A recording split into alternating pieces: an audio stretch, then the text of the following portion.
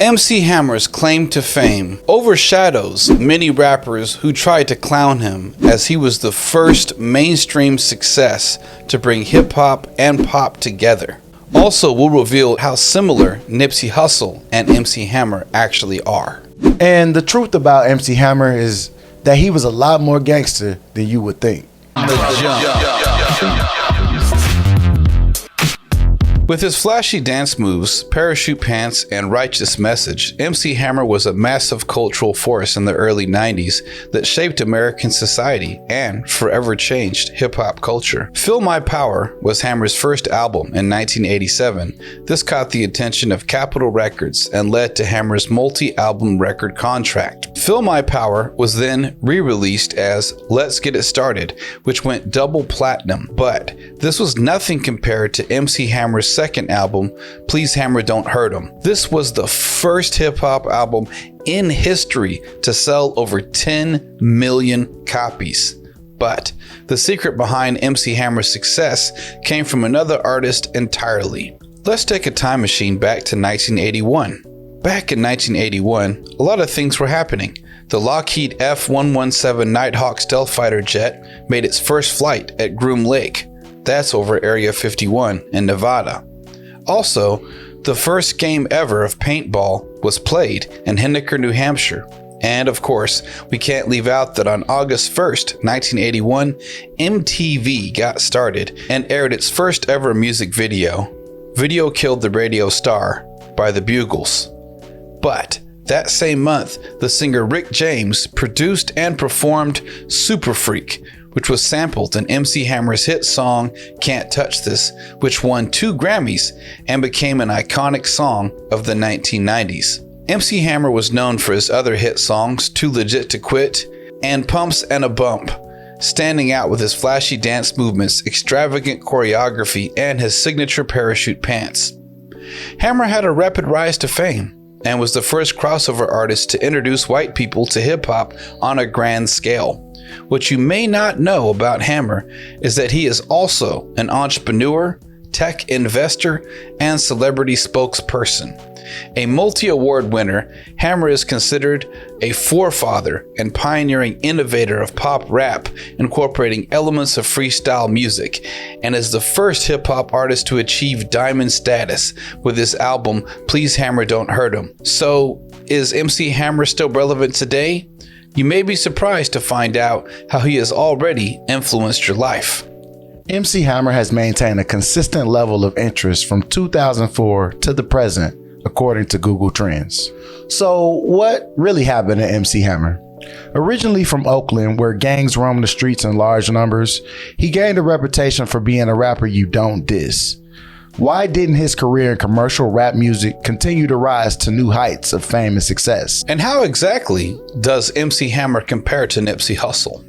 After being labeled a sellout, and with hip-hop music changing and evolving from 1990 to the year 2000, MC Hammer attempted to appeal to the rise of gangster rap. Hip-hop groups like NWA with their Straight Outta Compton hits popularized gangster rap to a degree never seen before. Gang culture intersected with hip-hop culture despite Zulu Nation's attempt to get kids off the streets and into constructive community programs. The shared trauma of poverty, drugs, and racist police against people of color resonated with hip-hop audiences, especially for those who shared the same obstacles depicted vividly in rap lyrics. However, MC Hammer's attempt to go gangster was not as successful as he'd hoped.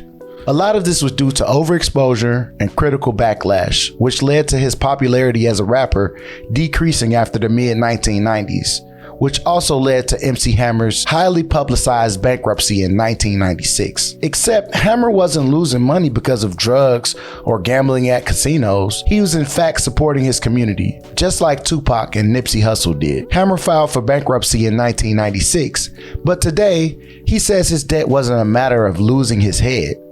No, I lost my heart, he says. I didn't just take the money and say I wanted to be a blessing to myself.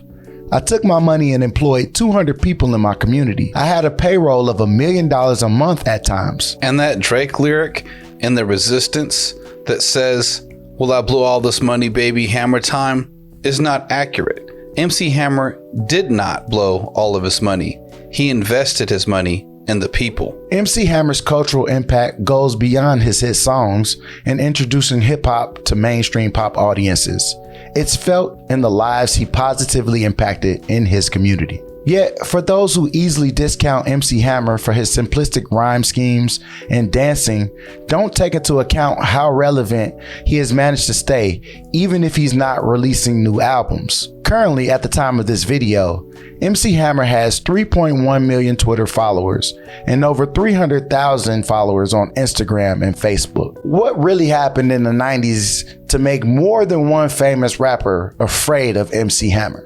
And was MC Hammer's influence over modern society limited to just rap? In the 1990s, hip-hop was beginning to enter the mainstream for the first time. After the 80s introduced the public to hip-hop class acts like Run DMC, Tribe Called Quest, The Sugar Hill Gang, Beastie Boys, Public Enemy, Eric B. and Rakim, Salt and Pepper, EPMD, DJ Jazzy Jeff, and of course the Fresh Prince, the world still was ignorant of hip-hop as a whole. That is until MC Hammer entered the scene and blew the doors off the hinges, exposing the public to black culture and hip-hop in a friendly and acceptable way. Many 80s babies have fond childhood memories of watching the original Teenage Mutant Ninja Turtles movie back in 1990. But also, MC Hammer, his influence spread to the film industry when his track, This Is What We Do, was also featured on the Teenage Mutant Ninja Turtle movie that was released in 1990, and he even has one of his songs, This Is What I Said, on Rocky V with Sylvester Stallone. Keep in mind, in this era, this is all before rap and hip-hop were used by movie producers on soundtracks to major motion films in Hollywood. Yet, not everyone was a fan of MC Hammer. Even rapper Tupac Shakur has some choice words about MC Hammer. The reason, I'm down with him because he's a brother and he's making his mail. But, however, he's diluting rap. You know what I'm saying? He's playing that Sambo role, and the reason everybody's buying his record is because he's no threat, and everybody want to see Sambo dance. Little did Pac know, Hammer would be the one to visit him in the hospital before he passed away tragically. Yet, fans of hip-hop have agreed along the lines of Tupac's early critique. One said, I lump him in with DJ Jazzy Jeff and the Fresh Prince, Young MC, Tone Loc, and the other pop rap from the late 80s, early 90s that we were embarrassed to say we liked by 1991. But they definitely opened a lot of suburban kids, myself included, to what rap music was. And then some of us went on to find greats like Public Enemy, Boogie Down Productions, and so on and so forth. Another fan says, absolutely. He certainly wasn't hip hop. He was a pop artist that rapped. But then another fan disagreed with this entirely. Bruh, with all due respect, I know what you mean, but you're saying it wrong. He was a black man with a Jerry curl from the hood, rhyming words over James Brown samples. That's hip hop. Doja Cat is a pop star that raps. Now, if you want to say he wasn't real because he wasn't lyrical or street, that's one thing. But just because he danced and sold a lot of records, that doesn't mean he wasn't hip hop. No matter what you say about MC Hammer, he is a real one. In the era of many imitating the lyrics of gangster rap's pioneers like Tupac, Schoolie D, and Ice-T, we see suburban kids who are not from the streets or on the streets write rap lyrics about being gangster despite growing up with wealth and privilege. They often put that gangster persona on, but they never had the street cred to back it up. Yet, alarmingly, MC Hammer was the complete opposite. He was appealing to white people afraid of blacks and black culture. Hammer Don't Hurt 'Em has truth behind the title. In reality, you don't want to see what happens if you diss MC Hammer. The rapper Redman, who's in the group with Wu-Tang Clan's Method Man, spoke to Vlad TV about his fear of MC Hammer. Redman dissed MC Hammer in a skit off his What the Album release, and later came to regret it. That goddamn MC Hammer, very serious about beef. Y'all motherfuckers laugh and y'all joke about Hammer. No. That nigga was deep with niggas. And he used to what anybody who talks shit come to the Bay Area, they was in for it. Cause we seen it. I seen it. And he was very serious about beef. Oh, you gonna talk about my dancing pants? I see you. And he will whoop a nigga out. Our era was aggressive in that way. We love this music so much that we was willing to meet you at your show for it. We wasn't ready to talk with the media, to calm it down. We didn't let it die through everyone talking because everyone got it on their email or their blog and now the beef is settled. No, once someone said something about you, it was hard to hear another response like, did he say sorry? And if he did say sorry, it ain't come through the grapevine to another week or so. By then, you already done seen a nigga at another show already. So shit went down in the streets. It wasn't really no phone calls, no emails saying I'm sorry. It was just right there. Okay, you said something. We meeting you at your show. You know the routine. MC Hammer don't fucking play. And believe me, you not. If they would have came back in LA and that word was crossed, they probably would have got touched. It was serious. Hammer, yo, y'all got to do the knowledge on Hammer, man. Yo, even when I said about Hammer, yo, I said, listen to my first album. When I did the skit, and I was like, you know what? That goddamn MC Hammer, fuck him, fuck his mama, and the whole nine. That nigga came up to me when they had the last episode. Yo MTV Raps. Yeah, Yo MTV Raps. When the last episode they shot, when they had everybody rapping on it, MC Hammer was there. That nigga approached me. He was like, Red, I'm gonna tell you something, you young, but I don't allow nobody talking about my mama. You understand me? I said, yes, sir. Because yo, we was already in Oakland with EPMD and we damn near had to bounce up out of there for that. Cause they had niggas back here, back here, back here. We had to get the fuck out of here. They wasn't playing. We was almost boxed in. And I'm at a young age too. I'm like, yo, this nigga is not playing. One thing that Redman said that stood out was, we love this music so much, we was willing to meet you at the show for it. And that's not all. Even one of the pioneers of gangster rap himself was afraid of MC Hammer. Hammer ran up on NWA's Ice Cube at Roscoe's Chicken and Waffles after he thought Cube was dissing Hammer in Ice Cube's music video titled True to the Game. Ice Cube was so shook up, he wrote an editorial in the Source magazine swearing to God that he wasn't dissing MC Hammer. Too Short also tried to diss MC Hammer and his raps, taking offense at MC Hammer telling talk show host Arsenio Hall that Hammer was the only rapper from Oakland. Too Short got a call from MC Hammer's older brother, Louis Burrell, who rolls with the Crips gang, and Too Short never dissed Hammer again after that. MC Search of New York's Third Base music group has claimed repeatedly that MC Hammer put out a hit on the group over a lyric in their song The Cactus. The line specifically was saying that the cactus had turned Hammer's mother out.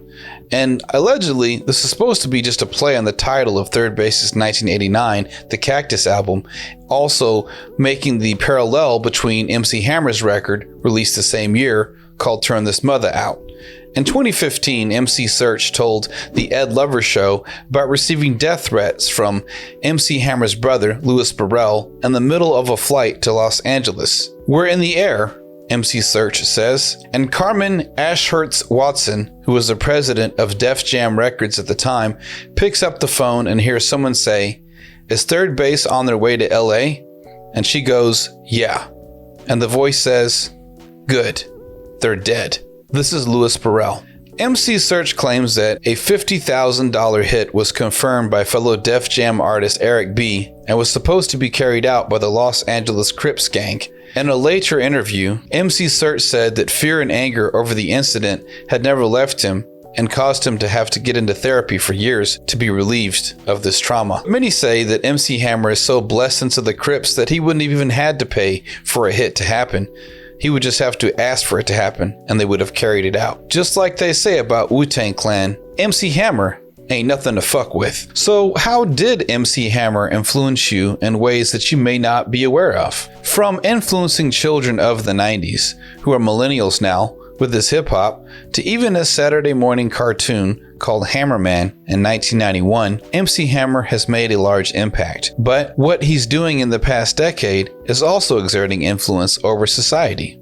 He wasn't just a star, he was a cultural phenomenon. His flashy fashion also forever impacted hip-hop and was widespread in pop culture trends. While Hammer's superstardom eventually faded for a time, he was the biggest rapper in the world, and his rapid rise to success helped cement hip-hop's growing mainstream prominence in the 1990s and beyond. Though sometimes called just a one-hit wonder, MC Hammer's talent, influence, and legacy within hip-hop deserve more recognition and appreciation.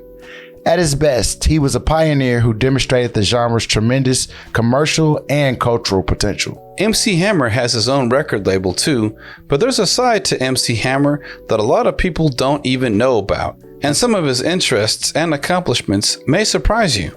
In his spare time, MC Hammer preaches and officiates his friends' weddings, like Goonies star Corey Feldman. MC Hammer manages 22 mixed martial artists. He also lectures about new media at prestigious universities like Harvard, Wharton, Stanford, and Oxford. You may not know this, but MC Hammer is also a tech investor in Silicon Valley. He has helped develop iPad apps and invests in internet startup companies. Back when the iPad was brand new and just released, MC Hammer flew to Apple Computer headquarters the day before he was interviewed on Oprah. Hammer had a meeting with Apple to pitch one of the first iPad cases, called the ZagMate by Zag. Hammer said, "It wasn't an invention of mine, but somebody came up with a case that if you drop it, the screen doesn't break, and then if you stand it up, it becomes a keyboard, a Bluetooth wireless keyboard. So when they showed it to me, I said, well, Apple has to see this." One thing to note about how remarkable this is this was at a time when iPods, iPads, and iPhones were brand new before these things had been fully developed. So for MC Hammer to have a stand like this and present it to Apple was pretty revolutionary for the time. I even met MC Hammer on 6th Street during South by Southwest in Austin, Texas. A friend of mine pointed him out. I went up to Hammer and said hello. He just gave me the nod before walking away. MC Hammer's influence is more than just hip-hop and pop.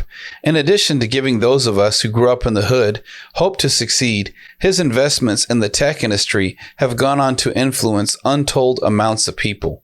When it comes to having an impact on culture and music, you can't touch this. We're From the Jump. Subscribe.